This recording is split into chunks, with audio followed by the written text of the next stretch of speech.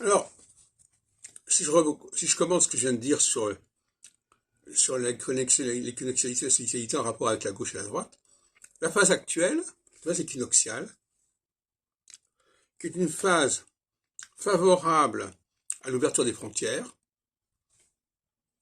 et donc la droite n'est pas en phase avec la situation. Son discours sur les migrations ne tient pas, et sera de plus en plus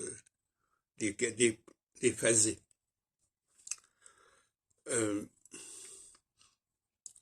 Donc en politique, il faut savoir suivre le courant, suivre les cycles. Et actuellement, je l'ai tout à l'heure dit pour l'Iran, actuellement la question c'est de négocier au niveau international et supranational. Ce qui s'était passé en 1938 avec les accords de Munich, en phase équinoxiale. La gauche est pour la négociation entre les pays et pour prendre des mesures supranationales, quitte à accepter le conflit interne, les conflits internes. La droite, elle, se fige actuellement, mais ça n'est pas son époque, ça n'est pas sa période actuellement.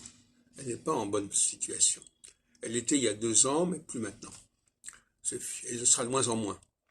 Se fige sur l'affaire ukrainienne, par exemple, ce qui la bloque quelque part, et ce qui bloque aussi son économie.